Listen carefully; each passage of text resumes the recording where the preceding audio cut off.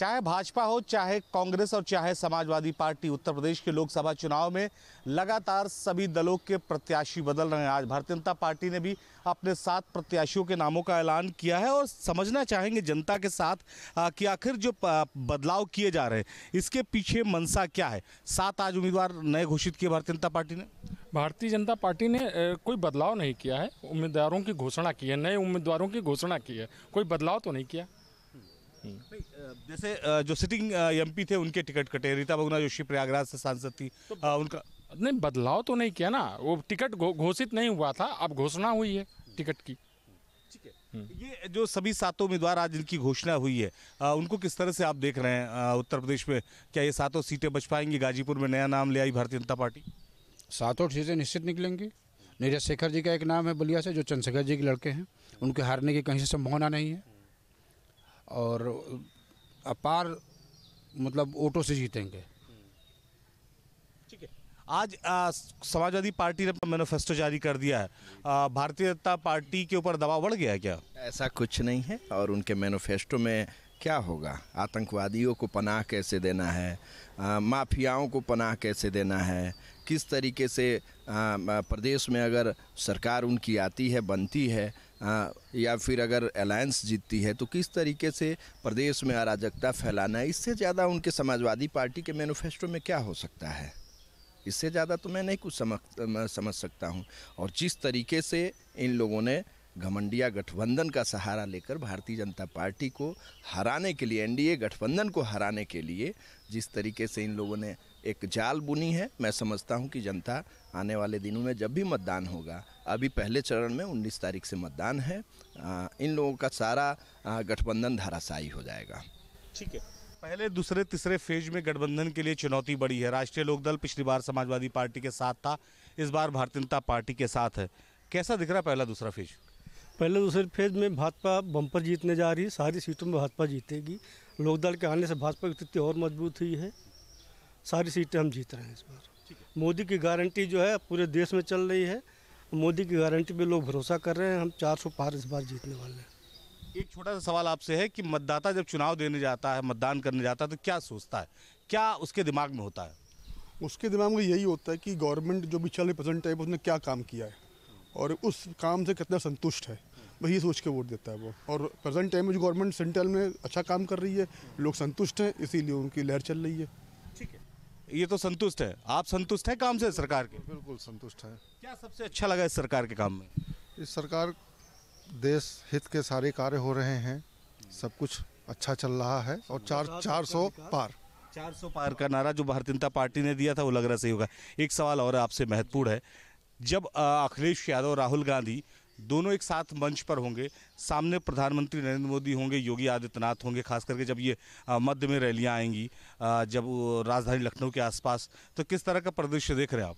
नहीं, बहुत कोई, मैं तो मानता हूं कि एनडीए जिस तरीके से भारतीय जनता पार्टी चुनाव लड़ रही है, जो जिस तरीके से उन लोगों का कार्य करने का अंदाज़ा है, मैं दावे के साथ कह सकता हूं कि राहुल और उनकी अखिलेश की कहीं कोई दूर दूर तक जो है आपस में कहीं कोई मतलब मुकाबला नहीं है। और सबसे बड़ी बात यह है कि Bharatiya Janata party double engine की सरकार पूरे प्रदेश में, देश में विकास की एक बयार जो चल रही है, मैं गिनवा सकता हूं। माताओं बहनों को चाहे उज्ज्वला योजना का लाभ की अगर बात करें, या फिर किसानों को किसान सम्मान निधि की बात करें, या फिर डबल इंजन की अगर सरकार की बात करें, अगर हम प्रदेश में जो है पूज्य योगी आदित्यनाथ जी महाराज की अगुवाई वाली भारतीय जनता पार्टी की बात करें, किस तरीके से प्रदेश में लॉ एंड ऑर्डर की बात करें, अगर हम बात करें यहाँ पे रोजगार की बात करें, तो कहीं ना कहीं पूर्ववर्ती सरकारों से भारतीय जनता पार्टी डिसेंट है, भिन्न है। और अपने काम के बदौलत डबल इंजन की सरकार पुनः एक बार तीसरी बार नरेंद्र मोदी जी के नेतृत्व में भारतीय जनता पार्टी एनडीए गठबंधन जीत के और पुनः प्रधानमंत्री बनेंगे नरेंद्र मोदी जी। और कहीं कोई मुकाबला नहीं है, अखिलेश हो राहुल हो, कोई फ़र्क नहीं पड़ने वाला है। हम अपने 10 साल के काम के बदौलत जो माननीय नरेंद्र मोदी जी ने काम किया है, देश हित में काम किया है, चाहे जम्मू कश्मीर में धारा 370 हटाने की बात हो या फिर जो है पूरे देश को आगे बढ़ाने की बात हो, उस पे उनका बिल्कुल मुद्दा साफ है और उसी को आधार बना के और ये लोग वोट मांग रहे हैं और उस पे जनता कहीं ना कहीं विश्वास जाहिर कर रही है। ठीक है, स्टैंड क्लियर है। एक बहुत सिंपल सा सवाल कि जिस तरह से अखिलेश यादव ने ये कहा है कि जो है हम आटा भी मुफ्त देंगे और डाटा भी मुफ्त देंगे, तो अखिलेश यादव का जो वादा है और कि जो भारतीय जनता पार्टी का दावा है, दोनों में कौन बढ़ लेता हुआ दिखाई पड़ रहा है? भारतीय जनता पार्टी ही जो अपना दावा कर रही है मैनिफेस्टो में वही पूरा कर सकती है। अखिलेश यादव और कांग्रेस नहीं पूरा कर सकती किसी भी सूरत में। भारत आर्थिक स्थिति ऐसी नहीं है कि सब कुछ अब फ्री दे देंगे एकदम। ठीक है, ठीक है। फ्री की सियासत इस देश में होनी चाहिए। ये सारी चीज़ें डिपेंड करती हैं कि कितना आप उस संसाधन का किस तरीके से आप उसका डिस्ट्रीब्यूशन करते हैं। आप विरोधी पार्टियों का, विरोधी पार्टी कह लीजिए या विपक्ष की जो पार्टियां हैं जितनी, उनकी सारा उनका मोटो रहता है तुष्टीकरण पे। केंद्र सरकार की सारी योजनाओं में आप देख लीजिए कोई तुष्टीकरण की कोई वो नहीं रहती है उसमें, कहीं कोई ये नहीं कि ये कौन है वो कौन है ये कौन।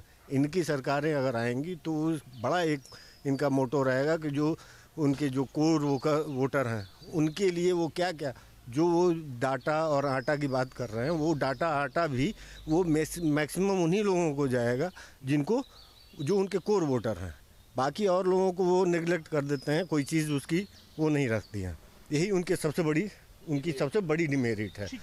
ठीक है, अखिलेश यादव जो दावा कर रहे हैं, राहुल गांधी जो वादा कर रहे हैं और नरेंद्र मोदी और योगी आदित्यनाथ जो दावा कर रहे हैं, दोनों में कौन भारी दिखाई पड़ रहा है? भारी तो मोदी जी ही हैं। डबल इंजन की सरकार है, इन्होंने काम किया है।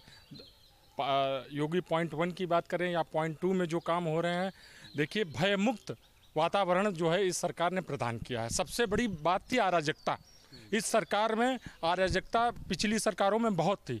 माननीय योगी जी के आने से अराजकता बिल्कुल ख़त्म हो गई। आप जाइए कचहरी उचहरी में, वकील कहते हैं मुकदमे नहीं हैं। हाँ, तो ये है भाजपा की सरकार। यही दारुल सफा जहाँ AK-47 से गोलियां चलती थी जमाने में। हाँ, यहीं पे जो है जनपद में एक दरोगा जी मार दिए गए थे। यहाँ क्या क्या हुआ, लेकिन देखिए आज आप भयमुक्त वातावरण है बिल्कुल। ठीक है, इस जो भयमुक्त वातावरण है इसके पीछे सबसे बड़ी वजह क्या लग रही है आपको? सबसे बड़ी वजह है कानून व्यवस्था। योगी जी कानून व्यवस्था बनाने में सफल हैं। भारतीय जनता पार्टी की सरकार और पुलिस प्रशासन आपका पूरा सहयोग कर रहा है कानून व्यवस्था को लागू करने में।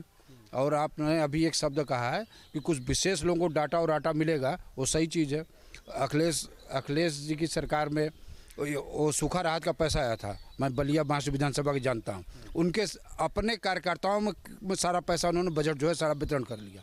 आम किसानों को मिला ही नहीं पैसा। उसमें से मैं भी स्वयं एक हूँ, हमें को नहीं मिला, सूखा राहत का पैसा नहीं मिला था। जिस तरीके से समाजवादी पार्टी की सरकार में गुंडई होती थी, गुंडे जिला चलाते थे, सरकार चलाते थे, आज उन्हीं को पीड़ा हो रही है, दर्द हो रहा है।